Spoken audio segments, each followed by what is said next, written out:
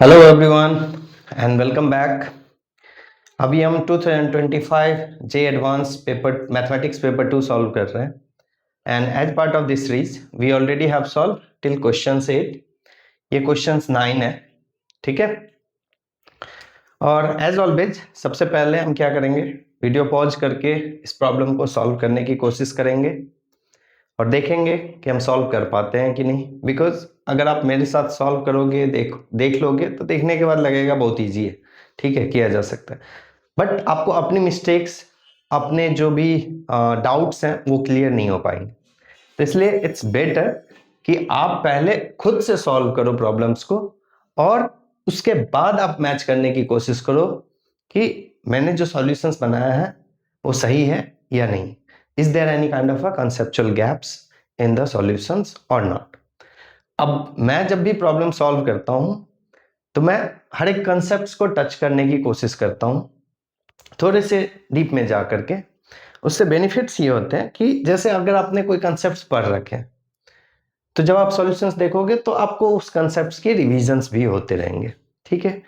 दूसरी प्रॉब्लम्स जो बहुत सारे स्टूडेंट्स को होते हैं कि जे एडवांस के प्रॉब्लम्स में अक्सर ऐसा होता है कि मल्टीपल कंसेप्ट्स के प्रॉब्लम्स होते हैं।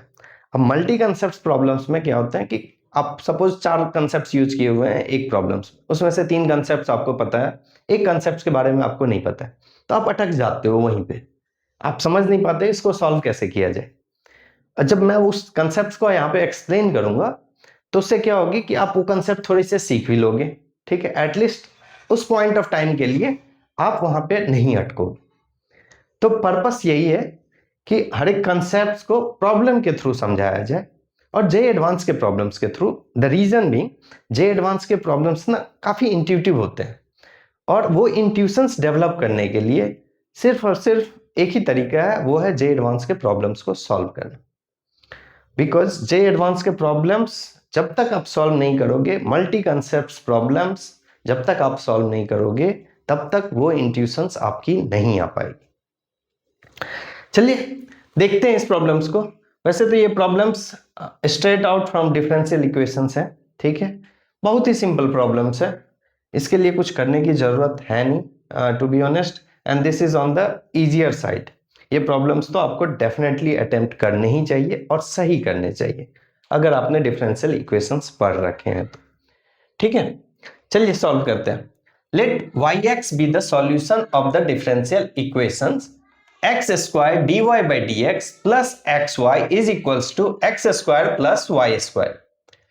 Given that x is greater than 1 by e, satisfying y of 1 is equals to 0. So basically ये एक डिफरेंशियल इक्वेशंस आपको दे रखा है जिसको आपको सॉल्व करना है। ये बोल रहा है x की वैल्यूज 1 by e से ज्यादा होना चाहिए। आई थिंक x का डोमेन इन्होंने डिफाइन कर दिया है, ठीक है। और x का वैल्यू जब 1 होगा तो y का वैल्यू 0 है। ये सारे इंफॉर्मेशंस मेरे को इस प्रॉब्लम में दे रखे हैं। Then it is saying then the values of 2y e to the whole square divided by y e square.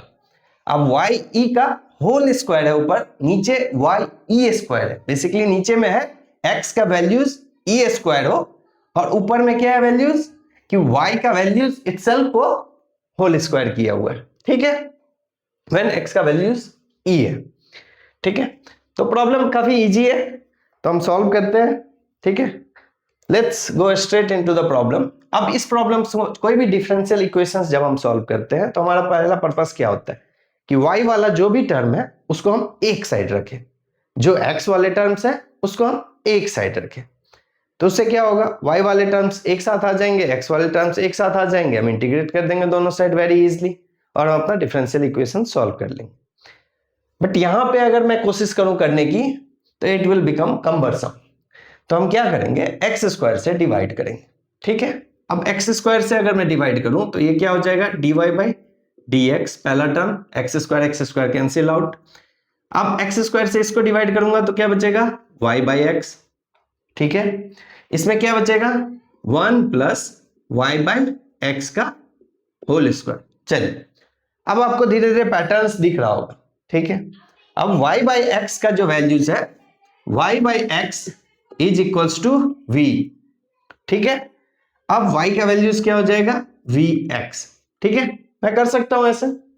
जैसे ही मैं करूंगा, अब इसको मैं डिफरेंशिएट करूंगा, dy by dx is equals to, ये क्या हो जाएगा, पहले v को डिफरेंशिएट करूंगा, dv by dx times x plus x का डिफरेंशिएशन भी रह जाएगा बस, राइट।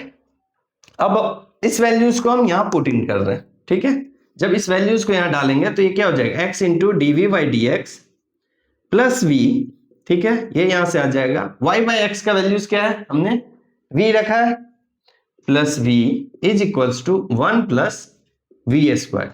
ठीक है, चलिए इसको थोड़ा सिंप्लीफाई कर लेते हैं, dx dv by dx plus 2v is equals to 1 plus v square. ये यहां से क्या आएगा, x into dv by dx is equals to v square minus 2v plus 1।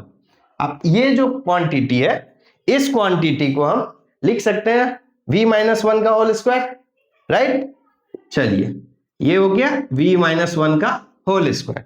अब ये क्या आ गया मेरे पास, dv x dv by dx is equals to v minus 1 का होल स्क्वायर। ठीक है, अब इजी हो गया ये। इसमें अब मैं v को एक साइड ले आऊं, dv by v माइनस 1 का whole square is equals to क्या हो गया, dx by x।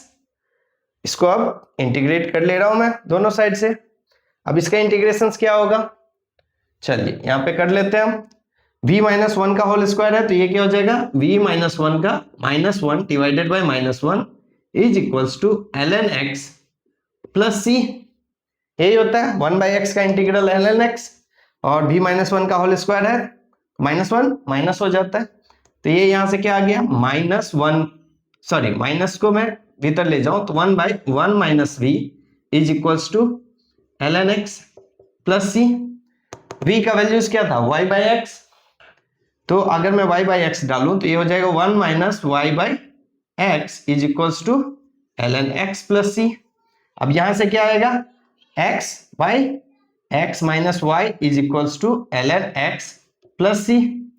ठीक है, अब इसको मैं यहां पे लिख ले रहा हूं, x by x minus y is equals to ln x plus c। अब इसमें y के टर्म्स को एक साइड रखते हैं, x के टर्म को एक साइड रखते हैं, तो इससे क्या होगा हमारे पास, x by ln x plus, okay no, इससे पहले हमें c का वैल्यूज निकालना पड़ेगा, राइट। अब c का वैल्यूज कैसे आएगा, हमारे पास दे के रखा है x का वैल्यूज 1 है तो y का वैल्यूज 0, तो इसमें हम क्या कर रहे हैं, x का वैल्यूज 1 डाल रहे हैं, 1 minus 0 is equals to ln 1 plus c। यही आएगा, ln 1 का वैल्यूज क्या आता है, 0 होता है, तो c का वैल्यूज क्या आ गया मेरे पास, यहां से c का वैल्यूज आ गया 1। ठीक है, अब c का वैल्यूज 1 आ गया तो इक्वेशंस क्या बन गया, x by x minus y is equals to ln x plus 1। ठीक है, अब इसमें x और y के टर्म्स को मुझे अलग अलग करने होंगे, तो इसमें मैं क्या लिखूंगा, x by 1 plus ln x is equals to x minus y लिख सकता हूं। इसको इधर ले आया, इसको इधर कर दिया। अब यहां से क्या आएगा, y को इस साइड ले आऊं मैं तो y is equals to x को इस साइड ले जाऊं, x minus x divided by 1 plus ln x। ठीक है, इससे y और x का टर्म क्या हो गया, सेपरेट हो गया। अब y is equals to x common ले लूं, 1 minus 1 by 1 plus ln x। ठीक है, ये क्या आ गया, x into 1 plus ln x minus 1 divided by 1 plus ln x। 1 1 cancel out हो गया, तो यहां से क्या बचा मेरे पास, x ln x divided by 1 plus ln x। ये आया फाइनल इक्वेशंस मेरे पास। अब सारे को मैं हटा रहा हूं, अब हमारा डिफरेंशियल इक्वेशन सॉल्व हो गया। ठीक है, यहां से क्या आ गया मेरे पास, y x is equals to क्या आ गया, y का फंक्शंस x में x ln x divided by 1 plus ln x आ गया। ठीक है, अब x प्लस, अब x का वैल्यूज बस डालना है, y ऑफ e क्या आएगा values, e into ln e divided by 1 plus ln e। ln e क्या होता है, 1 होता है, ये भी 1 हो जाएगा, तो ऊपर में क्या आ गया, e into 1 divided by 1 plus 1 that is e by 2। ठीक है। Similarly y of e square क्या आएगा, e square times ln e square divided by 1 plus ln e square.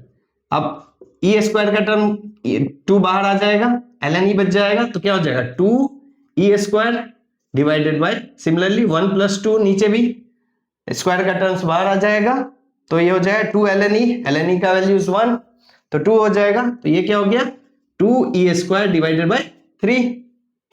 अब उसमें वैल्यूज बस डाल देना है, हो गया 2 times y e to the power whole square, that is e by 2 का whole square divided by 2 e square divided by 3, यही है y e का e स्क्वायर का वैल्यूज 2 से 2 कैंसिल आउट हो गया, तो ऊपर में बचा e square by 4 divided by e square by 3, ये बचा। e स्क्वायर को आप हटा दो, क्या बचा 3 by 4 which is equals to 0.75 and this is the final answer. अच्छा, एक चीज गौर करने वाली बात है, x का डोमेन को हमने कहीं यूज नहीं किया, बट इसने डोमेन क्वेश्चंस में x का values greater than 1 by E दे रखा था इस डोमेन को डिफाइन करने के लिए, बिकॉज x क्या है ln के टर्म में जा रहा है, ठीक है। तो उस डोमेन को डिफाइन करने के लिए इन्होंने दे रखा था, बट हमें एक्चुअली में उस चीज पे ध्यान नहीं देना पड़ा, क्योंकि कहीं हम उससे रिलेटेड किसी चीज में फंसे नहीं, ठीक है। बट अगर डोमेन में अगर हम कहीं फंसते तो हमें इसको यूज करनी पड़ती, बट दैट्स ओके। अच्छा, इसमें ना एक और कंसेप्ट यूज किया हुआ है जो मैंने अभी आपको बताया नहीं, इसलिए नहीं बताया क्योंकि मैं चाहता था कि आप कोई भी चीज बिना डिफरेंशियल इक्वेशंस को सॉल्व करने का ये सबसे बेसिक तरीका है, without even understanding anything you will be able to solve it. But आप अगर कोई चीज अंडरस्टैंड करते हो ना, कोई कंसेप्ट को, तो उससे आपको ना इंट्यूशंस डेवलप करना इजी हो जाता है। तो वो एक कंसेप्ट है, वो मैं आपको एक्सप्लेन कर देता हूं,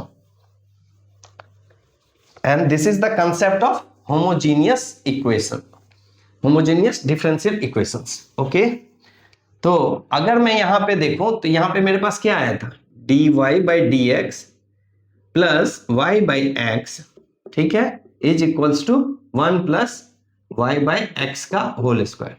अब ये क्या है, ये एक first order homogeneous differential equations है। इवन दो जब हम प्रॉब्लम सॉल्व कर रहे थे तो हमें ये चीज याद रखने की कोई जरूरत नहीं पड़ी, बट कंसेप्चुअल अंडरस्टैंडिंग रहने पे, जहां पे थोड़ी कॉम्प्लिकेटेड प्रॉब्लम्स होते हैं ना, तो वहां पे हेल्प मिल जाती है। अब यहाँ पे क्या था, मुझे स्ट्रेट फॉरवर्ड दिख रहा था y और x को मुझे अलग करना है, तो एक्स स्क्वायर से पहले मैं डिवाइड कर दूं, ठीक है। लेकिन अगर मुझे ये कंसेप्ट पता होता तो मैं कॉन्फिडेंस से उसको डिवाइड कर पाता, क्योंकि इससे मुझे पता चल जाता है ये होमोजेनियस इक्वेशंस। अब होमोजेनियस डिफरेंशियल इक्वेशंस होता क्या है, होमोजेनियस डिफरेंशियल इक्वेशंस कहता है dy बाई डी एक्स का वैल्यूज क्या होना चाहिए, f ऑफ x, y होना चाहिए, ठीक है। ये जब भी होगा तो इसका मतलब है t of lambda y divided by d of lambda x का values, basically f of lambda x, lambda y का वैल्यूज होना चाहिए आपको f ऑफ x, y के बराबर होना चाहिए। बेसिकली अगर मैं lambda is not equals to 0, तो बेसिकली ये कहना ये चाह रहा है कि अगर हम लैम्डा से मल्टीप्लाई कर दें इस पूरे इक्वेशंस को, तो इसकी वैल्यूज में कोई चेंज नहीं आएगा। अब इसमें आप मल्टीप्लाई करके देखो ऊपर नीचे, अगर मैं एक करूं lambda y by lambda x, क्या होगा, लैम्डा कैंसिल आउट हो जाएगा। सो बेसिकली जब भी हमारे पास dy by D x is equals to f of y by x के फॉर्म में रहेगा, ठीक है, तो हमें समझ लेना चाहिए कि ये होमोजेनियस इक्वेशंस होंगे। अच्छा, इसको देखने का एक और तरीका है कि इसके ऊपर नीचे के डिग्री के टर्म्स सेम होने चाहिए। So suppose f is equals to x square plus y square divided by suppose z square, ठीक है। अब इसमें क्या है, ऊपर में भी हर एक टर्म का डिग्री क्या है, 2 है, इसका 2 है, इसका 2 है, इसका 2 है, ऑल द डिग्रीज है, ऑल द वैल्यूज है 2 डिग्री।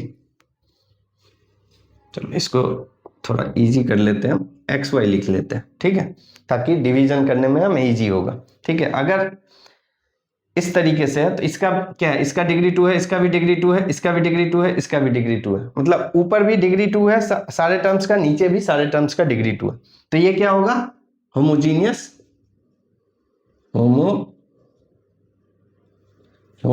डिफरेंशियल इक्वेशंस होगा। अब मैं सपोज ये कर दूं x square plus y divided by x y, तो इसमें क्या होगा, ये नहीं बनेगा होमोजेनियस, बिकॉज इसका डिग्री टर्म्स 2 है, इसका 1 है, नीचे वाले का क्या है 2 है, ठीक है। तो सारे टर्म्स का डिग्री सेम नहीं है। तो ये सब बेसिक कंसेप्ट्स हैं होमोजेनियस इक्वेशंस के, बट प्रॉब्लम को सॉल्व करने के लिए हमें इसकी जरूरत यहाँ पे नहीं पड़ी। बट कोई कॉम्प्लिकेटेड प्रॉब्लम्स होगा जहाँ पे मुझे डिवाइड करना होगा, तो वैसे चीज के वैसे समय में हमें जरूरत पड़ सकती है। और जैसे ही हमें होमोजेनियस इक्वेशंस दिखेगा तो वैसे ही हम क्या करते हैं, y by x is equals to v, इसको आप एज्यूम कर लो और डिफ्रेंशिएट कर लो, y is equals to v x, product rule लगाओ, dy बाई डी एक्स, ये क्या हो जाएगा dv बाई डी एक्स times x plus, because first v को डिफ्रेंशिएट किया, x को एज इट इज रखा, फिर x को डिफ्रेंशिएट करोगे तो 1 होगा, v एज इट इज रहेगा। तो ये आ गया, अब इसको इसमें पुट कर लिया, ये किया हमने, राइट। तो ये एक तरीका है सॉल्व करने का कंसेप्चुअल अंडरस्टैंडिंग के बेसिस पे। But differential equations to be honest अगर आपने प्रैक्टिस कर रखे हैं, और कोई बहुत ज्यादा प्रैक्टिस करने की जरूरत नहीं पड़ती है, डिफरेंशियल इक्वेशंस के प्रॉब्लम्स इजी प्रॉब्लम्स होते हैं सॉल्व करने के लिए। इट्स जस्ट कि उसमें आपको बेसिकली टर्म्स को मैनिपुलेट करना थोड़ी सी डिफिकल्टीज हो सकते हैं। इसके इंटीग्रल्स भी जो आएंगे ना आपको एग्जाम में, वो काफी इजी आते हैं, वो कॉम्प्लिकेटेड इंटीग्रल्स जनरली नहीं रहेंगे। तो इस डिफरेंशियल इक्वेशंस के प्रॉब्लम्स को तो आप मस्ट है हमेशा अटेम्प्ट करने की कोशिश करो। प्रॉब्लम ये हो जाती है स्टूडेंट के साथ कि इतने सारे सिलेबस हैं, कैलकुलस फंक्शन से लेकर के आप लिमिट, डिफरेंशिएशंस, इंटीग्रल तक जब आप पहुंचते हो थक चुके होते रहते हो। कुछ लोग उससे भी आगे बढ़ते हैं, एप्लीकेशंस ऑफ डेरिवेटिव्स भी पढ़ लेते हैं, और सबसे लास्ट में डिफरेंशियल इक्वेशंस आती है, जबकि सबसे इजी है समझना अगर आपने इससे पहले सिर्फ बेसिक कर रखे हैं। तो एग्जाम के पर्सपेक्टिव से मेरा ये मानना है कि आपको सबसे पहले सारे कंसेप्ट की एनसीईआरटी से पढ़ लेने चाहिए।